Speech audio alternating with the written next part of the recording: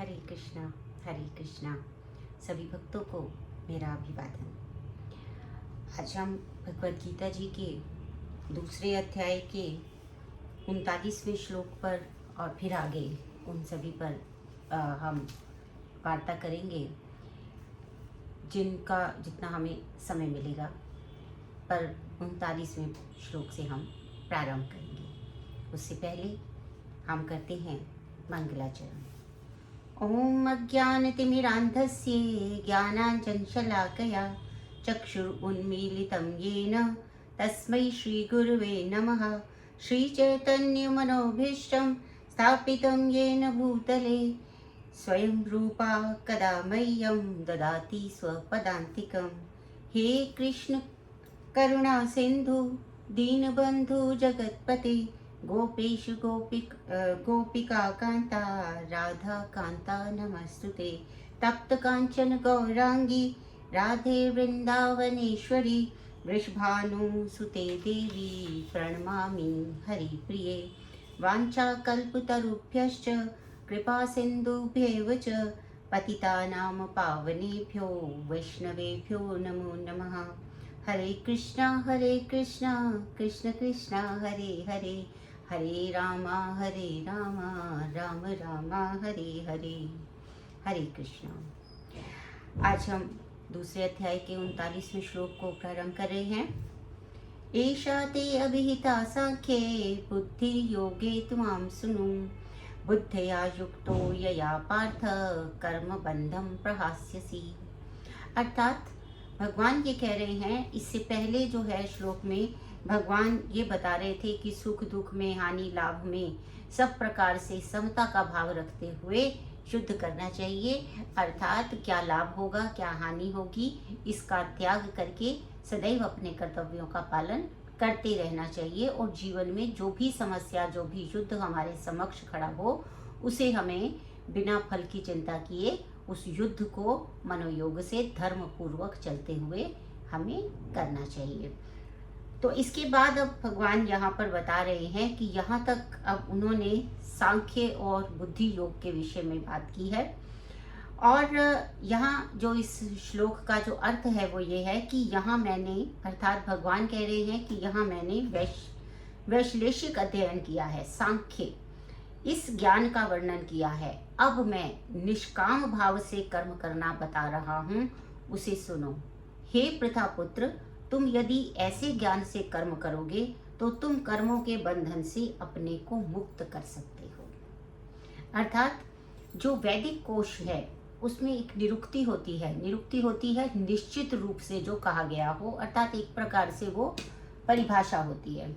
तो उसमें कहा गया कि विस्तार से वस्तुओं का वर्णन करने वाला, सांख्य का अभिप्राय होता है विस्तार से वस्तुओं का वर्णन करने वाला।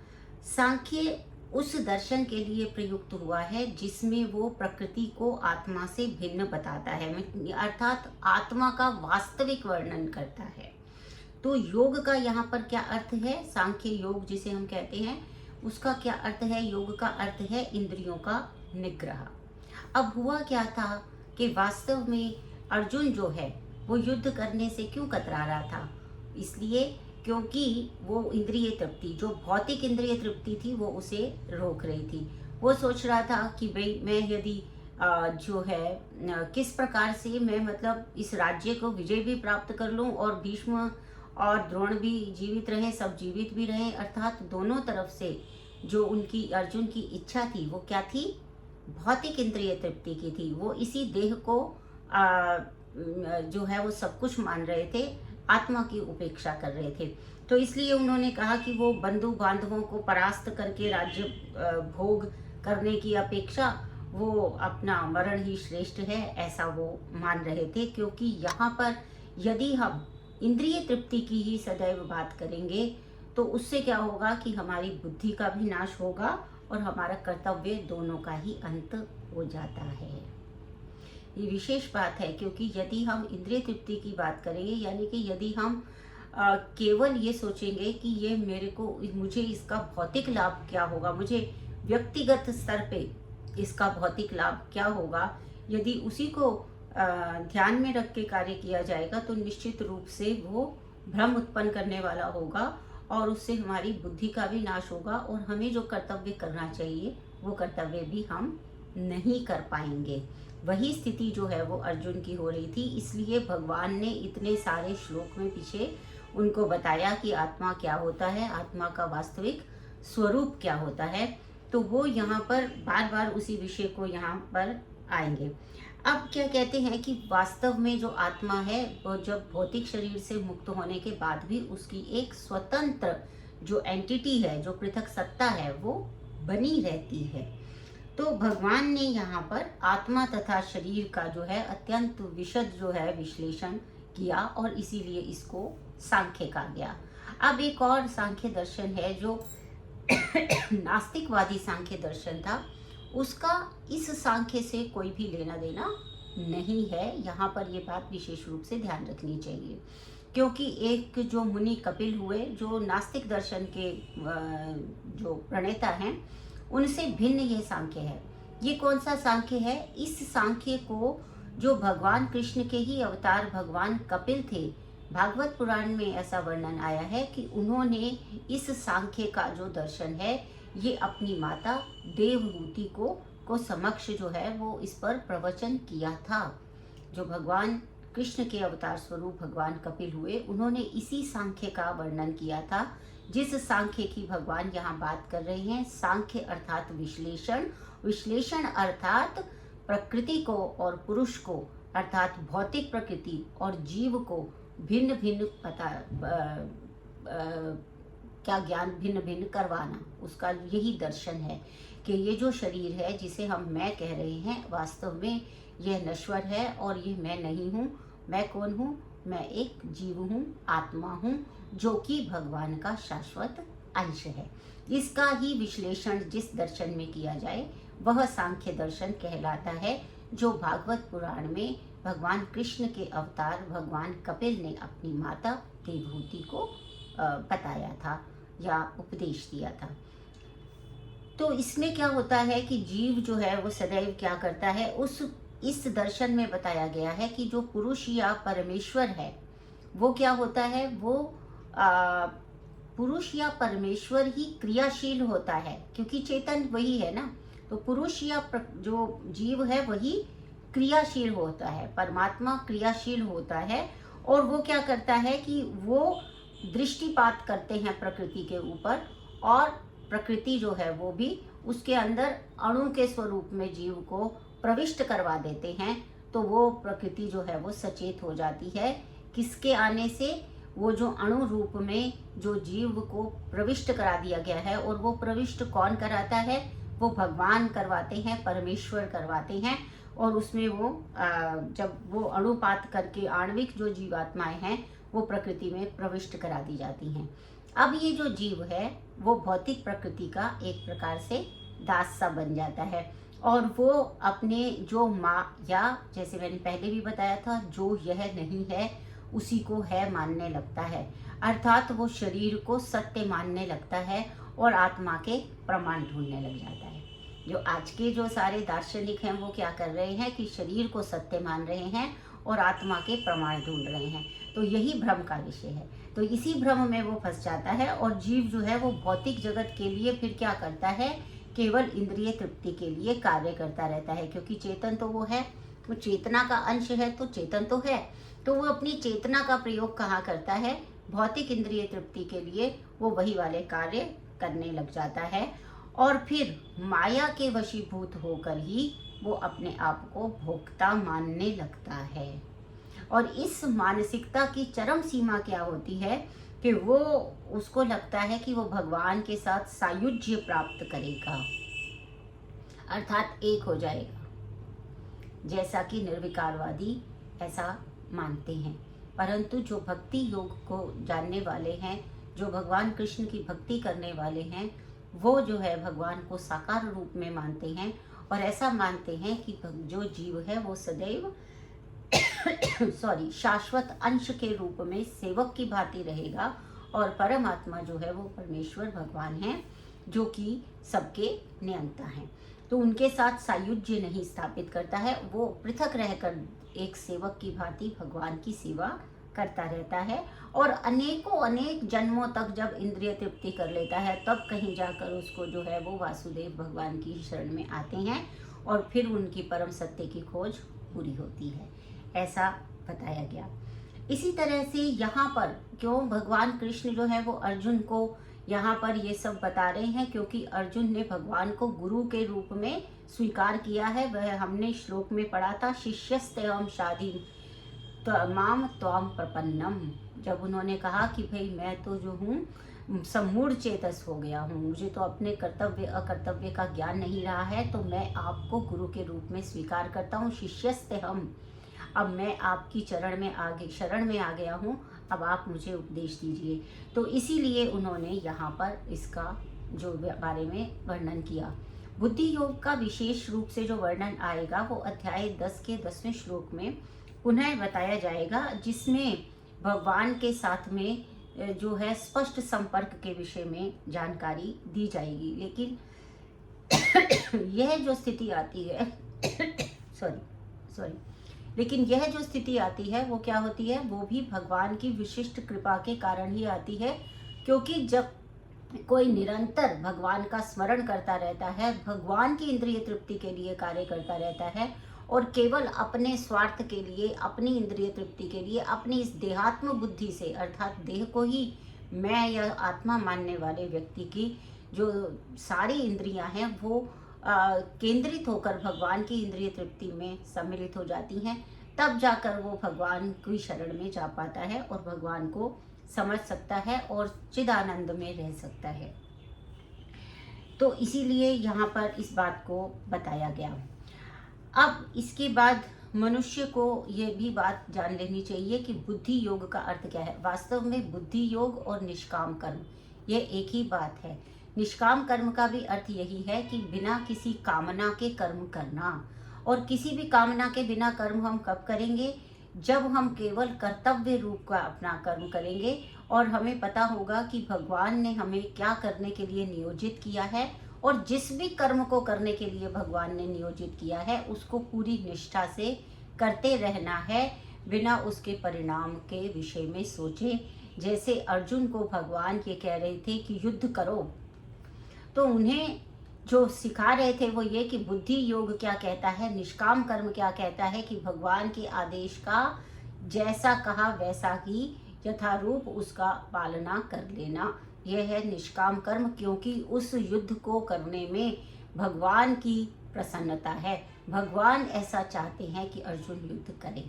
इसी प्रकार से हमें भी यह समझना चाहिए कि यदि हमारे पे कोई समस्या आती है तो वो भगवान ये चाहते हैं कि अगर वो धर्मयुक्त कोई युद्ध लड़ने के लिए कह रहे हैं, तो हमारे पास जो भी हमारा कर्तव्य बनता है वो कर्तव्य करने के लिए भगवान का आदेश है। हम सभी को अर्जुन के माध्यम से भगवान ने यह आदेश दिया कि जब भी धर्म और अधर्म के विषय में दुविधा होगी, आप धर्म के पक्ष में, सत्य के पक्ष में, न्याय के पक्ष में रहते हुए जब भी कोई कर्म करेंगे तो उसे वो मेरा ही आदेश होगा और उसे करना ही चाहिए, क्योंकि उससे मैं प्रसन्न होता हूँ। तो हमें भी अपने जीवन में इसी प्रकार के भाव लाने ही होंगे। इसीलिए भगवान कृष्ण जो हैं वो अर्जुन के माध्यम से हमें ये सब ज्ञान दे रहे हैं। तो इसलिए हमारा जो कर्तव्य है वो भगवान की इच्छा की पूर्ति करना है, ना कि स्वयं को देह मानते हुए देह की इच्छाओं की पूर्ति करना, अर्थात भौतिक इंद्रिय तृप्ति के पीछे भागना, यह हमारा कर्तव्य नहीं है। आगे बढ़ते हैं। नेहाभिक्रम नाशो अस्ति प्रत्यवायो न विद्यते स्वल्पम अपि अस्य धर्मस्य त्रायते महतो भयात्। ये अध्याय 2 का 40वां श्लोक है और यह बहुत ही महत्वपूर्ण श्लोक है। मुझे ऐसा लगता है, मैं अपना व्यक्तिगत अनुभव आपसे कहना चाहूँगी कि जब कभी भी ऐसा लगने लगता है कि भक्ति में कहीं आगे ही नहीं बढ़ पा रहे हैं, कभी हमें लगता है ना कि अरे यार हम तो सारा दिन अपने जो है ये सब गृहस्थ आश्रम में फंसे हुए रहते हैं, कभी समय से ठीक से मंदिर जाने का समय और पूरी तरह से जो है वो जप करने का समय या उस प्रकार से जिस प्रकार से भगवान की सेवा की जानी चाहिए उस क्षेत्र में कुछ कर ही नहीं रहे हैं। तो उससे जो है मन के अंदर बहुत ही ज़्यादा दुख व्याप्त हो जाता है कि कहीं ऐसा तो नहीं कि हम भौतिकता में इसलिए आनंद प्राप्त नहीं कर पा रहे क्योंकि हम भगवत गीता पढ़ते हैं, हम शास्त्रों का अध्ययन करते हैं और हमें ये बात समझ में आ रही है कि भाई ये जो संसार है ये नश्वर है, ये शरीर है ये नश्वर है, इसके विषय में ज़्यादा सोचना नहीं चाहिए, कुछ करना नहीं चाहिए।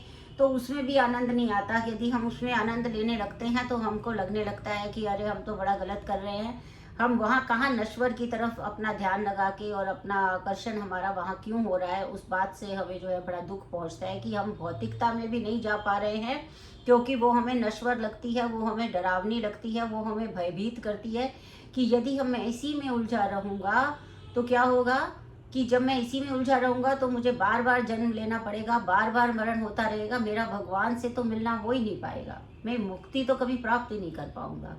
तो ये वाली जब भावनाएं अपने अंदर आने लगती हैं, जब ऐसे लगने लगता है कि जो करना चाहिए वो नहीं कर रहे, ये तो एक भक्ति की बात है। और पर और कहीं भी अगर हमें लगता है हमने कोई लक्ष्य रखा है, हम उस लक्ष्य को पूरा करने के लिए प्रयासरत हैं, तो हम ये सोचते हैं कि ये तो हमसे होगा ही नहीं। क्यों नहीं होगा? क्योंकि जितना इसके लिए करने की आवश्यकता है उतना तो करने का मेरे अंदर बल ही नहीं है। तो ऐसे में क्या होता है कि विषादग्रस्त होते हैं। परंतु यह श्लोक जो है, यह जो भगवान ने कहा है, ये भगवान ने हम सबको एक इतना सुंदर मोटिवेशन दिया है कि नेहा अभिक्रम नाशो अस्ति प्रत्यवायो न विद्यते।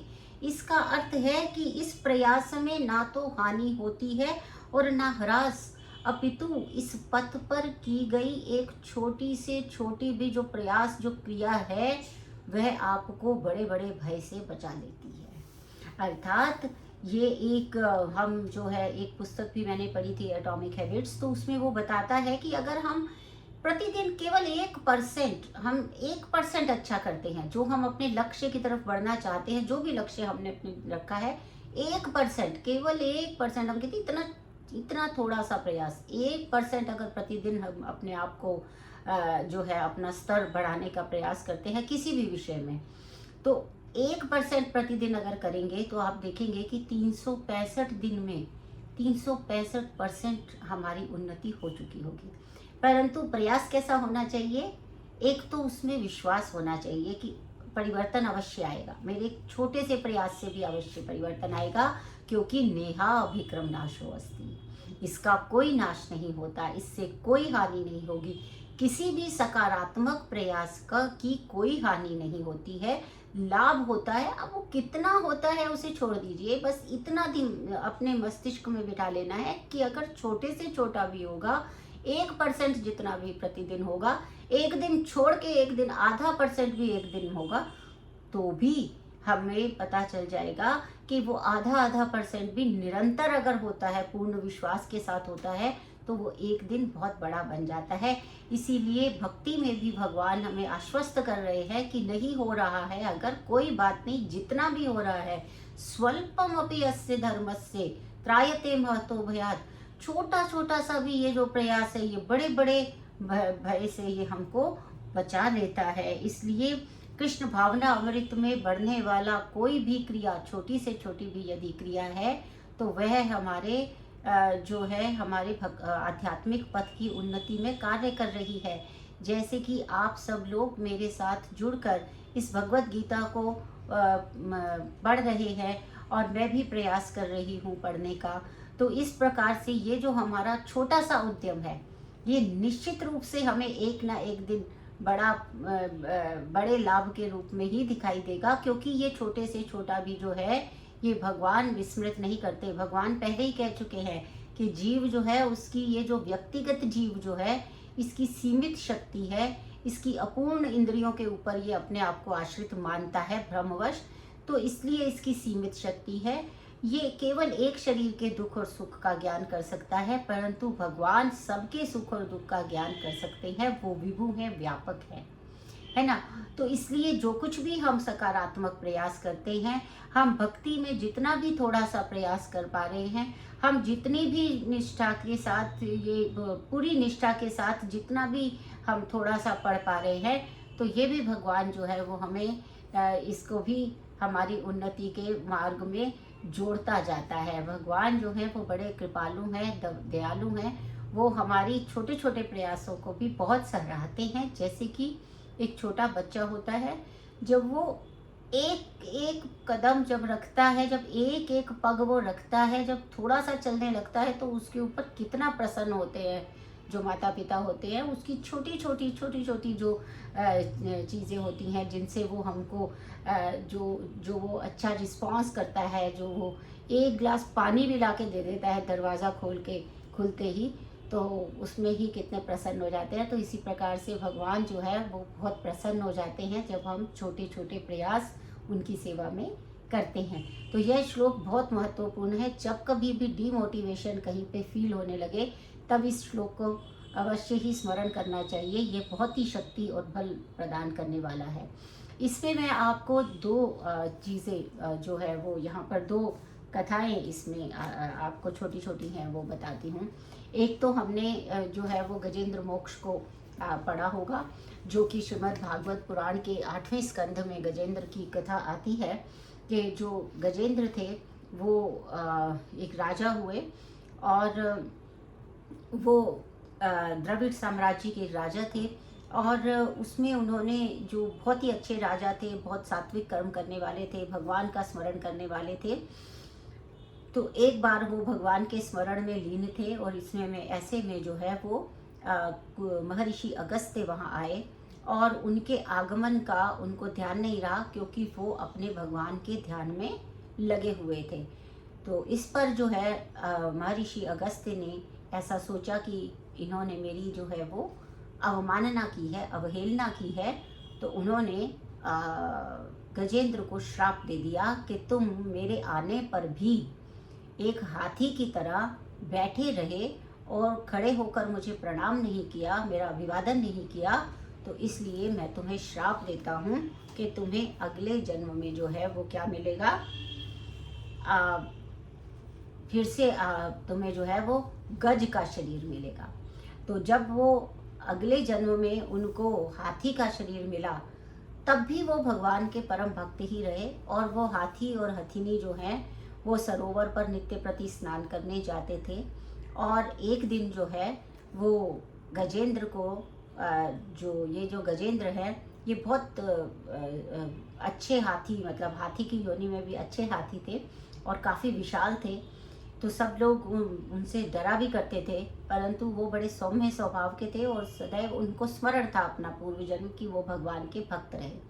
तो जब एक बार वो सरोवर में थे, तो उनका जो पैर है वो ग्राह ने, मकर ने पकड़ लिया था, और उस समय में उन्हें जो है अपना पूर्व जन्म क्योंकि ध्यान था, तो उन्होंने आर्त स्वर में भगवान कृष्ण को बुलाया, और भगवान कृष्ण स्वयं जो वहाँ पर उपस्थित हुए अपने भक्त को देखकर, और फिर वो वहाँ आकर उन्होंने ग्राह के मुख को चीर दिया और उनको छुड़ा लिया था। यही कथा ही गजेंद्र मोक्ष कथा कहलाती है, जिसका कि नियमित पाठ करने से सभी कष्टों का नाश होता है। क्योंकि इसमें भगवान ये बताते हैं कि चाहे पशु योनि में भी जन्म हो जाए अगला जन्म, लेकिन जो पूर्व जन्म में किया हुआ कर्म था उसका लाभ उन्हें मिलता ही है। तो ये छोटे से प्रयास जो उस समय था, वो गजेंद्र के गज के रूप में भी अगले जन्म में आकर भी भगवान ने उसको अपना जो शाश्वत धाम है वो प्रदान किया, उनको छुड़ा लिया। इसी प्रकार से एक अजामिल ब्राह्मण की कथा आती है, जो भागवत पुराण में 6ठे स्कंध में आई है, उसका पहला ही अध्याय है। तो उसमें वो कहते हैं कि अजामिल नाम का एक ब्राह्मण था, जो बड़ा ही अच्छा ब्राह्मण था, भगवान की स्मृति करता था, भगवान की सेवा करता था, सब करता था, परंतु था तो मनुष्य ही। एक बार वो कहीं जंगल से गुजर रहे थे, तो वहाँ पर उन्होंने किसी पति पत्नी को सहवास करते हुए देखा। एक वैश्य थी वास्तव में, जो उन्हें बाद में पता चला, पर उन्होंने देखा कि वो सहवास कर रहे हैं, संभोग कर रहे हैं, तो वो वहाँ रुक गए, और उसे देखकर उन्हें बहुत ही आनंद आया, और इसी से वो भ्रमित हो गए। और प्रतिदिन फिर वो उसी समय आकर इन दोनों का जो संभोग है वो देखने लगे। अब वो धीरे धीरे जो है उनको उसकी जो है वो आदत हो गई, अभ्यास हो गया। एक दिन जब वो पुरुष वहाँ नहीं था और स्त्री अकेली थी, तब समय प्राप्त करके उन्होंने जो है अपना प्रस्ताव उन वैश्या के आगे रख दिया। क्योंकि वो वैश्या थी तो वो मान गई और उसके बाद उन्होंने उससे ब्याह कर लिया। अब पहले तो ब्राह्मण थे तो वो भिक्षा मांग के खाते थे और जितना भिक्षा में मिल जाता था उसी से संतोष कर लेते थे। पर अब उन्होंने उसके साथ क्योंकि विवाह कर लिया था, तो अब उसके लिए वो सुंदर अलंकार, सुंदर वस्त्र, सुंदर वह सब कुछ लाना चाहते थे। तो इसलिए वो अपने मार्ग से भटक गए और धीरे धीरे करते करते वो एक दस्यु अर्थात डाकू बन गए, जिससे कि सब लोग डरने लगे। और इस प्रेम में उनके 9 पुत्र हो गए। तब एक बार वहाँ पर उस गांव में जो है एक बार साधु आए। वो साधु जो है वो अपरिग्रह वाले साधु थे, अर्थात वो उतनी ही भिक्षा लेते थे जिससे कि उनका एक बार का भोजन हो जाए। अब गांव वालों ने सोचा कि हम एक काम करते हैं, हम इस डाकू से छुटकारा पाने के लिए इन ब्राह्मणों को उनके घर भेज देते हैं। जब हम ब्राह्मणों को उनके घर भेजेंगे, अजामिल उनका नाम था, तो उनके घर भेजेंगे, वो उनको कुछ अपमान करेगा, फिर वो उन्हें श्राप दे देंगे और हमें इस दस्यु से, इस डाकू से छुट्टी मिल जाएगी। तो उन्होंने उस ब्राह्मण को उनके घर भेजा और वो उस समय नहीं था, लेकिन उनकी जो पत्नी थी वो वहाँ थी। उसने साधु को देखकर ये कहा, पहले वो वैसे वो अच्छी स्त्री थी, तो उसने साधु को देखकर कहा कि हे साधु, आप चले जाइए, क्योंकि मेरे पति बहुत ही दुर्दांत है, तो आपका अपमान होगा, आप यहाँ से चले जाइए। उन्होंने कुछ कच्चा अन्न उनको जल्दी जल्दी दे दिया ताकि अजामिल के आने से पहले वो लोग चले जाएं। जब वो साधुओं ने जाकर वो भोजन किया तो उन्हें पता चला कि ये जिसका अन्न है वो बहुत ही अच्छा व्यक्ति पहले था। तो उसको पूर्व अपने उसमें लाने के लिए वो फिर से उनके घर गए। पत्नी जो है वो फिर से जो है वो गर्भवती थी, उसका 10वां पुत्र होने वाला था। तो ब्राह्मणों ने कहा कि ये जो पुत्र होगा, उसने कहा आप फिर से आ गए, मैंने आपको मना किया था, आप फिर क्यों आ गए? तो उन्होंने कहा कि नहीं, हम तुम्हें ये वरदान देने आए हैं कि तुम्हारा अब जो पुत्र होगा उसका नाम तुम नारायण रखना। तो इस प्रकार उसने अपने पुत्र का नाम नारायण रखा। और क्योंकि वो सबसे छोटा था तो अजामिल सदैव उन्हें नारायण नारायण नारायण करके बुलाता रहा। और अंत समय में भी जब यमराज उसे लेने आए तो उसके मुंह पे अपने पुत्र का नाम था नारायण, परंतु वो अनजाने में ही सही नारायण का नाम बहुत बार ले चुका था। और भगवान ने वचन देते हैं कि जो अंत समय में मेरे नाम का स्मरण करता है वो निश्चित ही मेरे धाम में जाता है। तो इतना दुर्दांत पापी जिसने बहुत सारे पाप कर दिए थे अपनी काम वासना के में, उसको भी भगवान ने जो है वो अपने धाम में ले लिया था। उसने यमराज को, जो भगवान के पार्षद थे, वो वहाँ पहुँचे जब यमराज अजामिल को लेने के लिए आए और उन्होंने डर के मारे अपने पुत्र को पुकारा, नारायण मुझे बचाओ, नारायण मुझे बचाओ। तो भगवान जो है उनके पार्षद वहाँ पहुँचे और उन्होंने यमराज से कहा, यमराज के दूतों से कहा कि आप इसे नहीं ले जा सकते क्योंकि ये भगवान की शरण में है। तो ऐसे इतने दुर्दांत प्राणी, इतने दुर्दांत पापी को भी भगवान ने अपनी शरण में ले लिया। इसीलिए नेहा अभिक्रम नाशो अस्ति प्रत्यवायो न विद्यते। जाने अथवा अनजाने में जो कुछ भी हम भक्ति के लिए करते हैं उसका कभी भी हानि नहीं होती, अपितु उसका जो है वो बहुत बड़े बड़े भय से हमको बचाने में सहायक होता है। तो आज हमने ये 2 श्लोक किए और इस श्लोक में नेहा अभिक्रम नाशो अस्ति में हमने 2 कथाओं का वर्णन किया, जिसमें एक गजेंद्र जो कि वो पहले से भी भगवान के भक्त ही थे और एक ब्राह्मण जिन्होंने कभी तो अच्छा कर्म किया था, बाद में वो माया के वशीभूत होकर, भ्रमित होकर, काम वासना में लिप्त होकर यदि वो जो है वो मार्ग से भटक भी गए तो भी भगवान ने ऐसी व्यवस्था की कि वो पुनः जो है वो नारायण का नाम स्मरण करें और भगवान के नारायण का नाम लेते हुए ही उनकी मृत्यु हो, ताकि उन्होंने जो थोड़ा सा भक्ति की थी उसका ये परिणाम उन्हें मिले। तो आप सबने मुझे इतने धैर्य से सुना, इस सब के लिए मैं आपका बहुत बहुत आभार प्रकट करती हूँ। धन्यवाद। हरे कृष्णा।